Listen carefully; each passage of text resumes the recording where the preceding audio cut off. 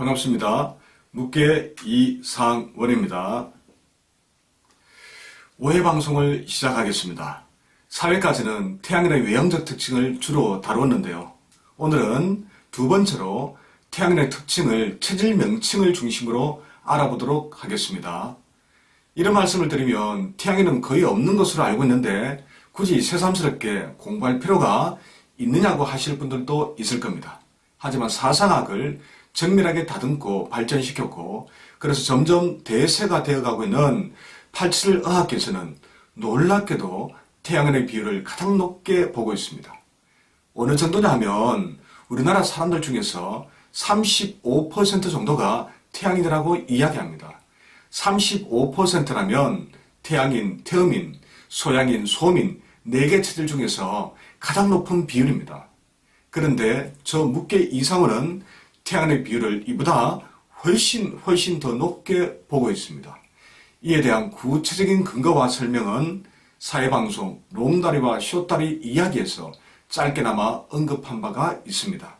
앞으로 기회가 된다면 언젠가는 반드시 더 구체적이고 깊이 있게 다루도록 하겠습니다. 이처럼 한국인들 중에서 태양인이 다수라면 오늘부터 하게 될 공부는 정말 중요합니다. 이 방송을 들으시는 바로 여러분에 관한 이야기일 가능성이 매우 높기 때문입니다. 여러분도 태양인일 수 있다는 것이죠. 혹시라도 오늘 공부를 놓치시면 앞으로 정확하고 제대로 된 87 이론을 배우기가 어렵지 않을까 생각합니다.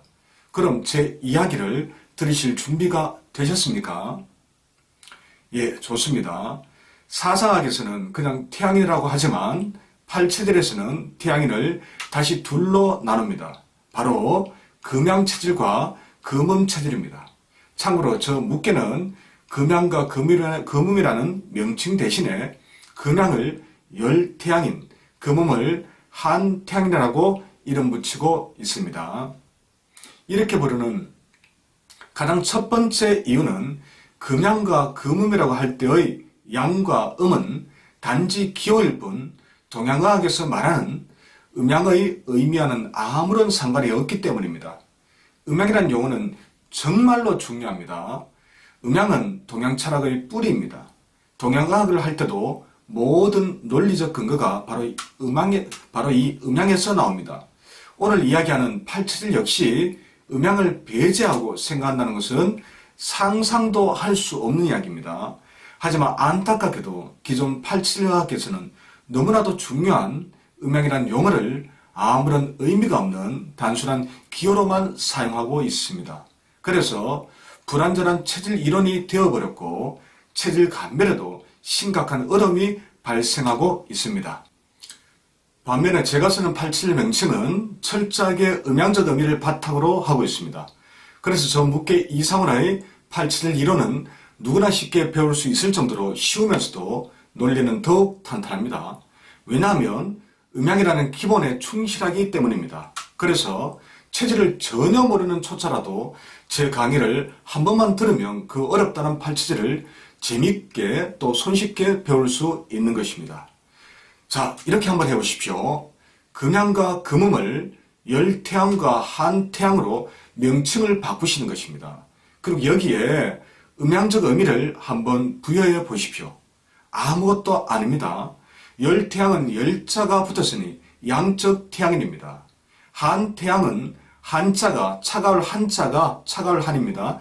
차가울 한자가 붙어 음적 태양이라고 그냥 생각하시면 됩니다. 예컨대 열태양인은 양적인 태양인이니 몸이 더 따뜻합니다. 성격 역시 양적이어서 외향적, 진취적, 도전적, 발산적, 적극적 성격이 매우 강하겠지요. 반면 한태양인은 음적인 태양인입니다. 그러므로 열태양인에 비해서 상대적으로 몸의 열기가 부족해서 양적인 태양인인데도 불구하고 건강 상태가 나빠지면 몸과 장이 냉해져서 고생하기도 합니다. 그리고 성격 역시 음이 보태졌으니 태양인의 양적인 성격에 음적인 성향이 추가가 됩니다. 즉 한태양인은 소심하고 섬세하고 예민하고 내성적인 성격도 있을 것이라고 추정해 볼 수 있습니다. 이 얼마나 쉬운 방법입니까? 쉽다고 웃은 것이 아닙니다. 이렇게 체질에 음양적 의미를 부여하는 것이 음양 원리를 바탕으로 하는 그런 내용이 된다고 저는 생각합니다. 왜냐하면 사상은 음양에서 나왔습니다. 또 이 사상을 다시 음양으로 쪼개고 분리한 것이 바로 팔상입니다. 즉 팔체질이기 때문입니다. 하지만 팔체질의학계에서 이 사용하는 금양체질이라는 용어는 양이 붙었다고 해서 금체질 중에서 양적인 성향이라는 의미는 절대 아닙니다. 금음 역시 음의 성향을 지닌 체질이라는 그런 의미가 전혀 아닙니다. 즉 금양과 금음은 음양으로 구분할 수 없다는 이야기입니다. 매우 중요한 거죠. 이처럼 기존의 팔체질의학은 체질을 음양으로 구분하지 않았고 음양의 의미를 담고 있지도 못하다는 결정적인 한계가 있습니다. 이렇게 음양을 적용할 수 없으니 당연히 팔체질 진단이 정확하게 될 수가 없겠지요. 이처럼 기존의 팔체질 의학은 이론적 한계가 매우 많습니다. 그럼에도 불구하고 잘못된 팔체질 이론을 무조건 수용 안 하고 따르라고만 강요하고 있어 참으로 안타까운 일이 아닐 수가 없습니다. 그래서 이를 극복하기 위해서 저 묵계의 고민은 점점 깊어질 수밖에 없습니다. 오늘도 잘못된 팔체질 이론 극복을 위해서 저 묵계 이사원과 함께 하셨습니다. 다음 6회 방송에서 다시 뵙겠습니다. 감사합니다.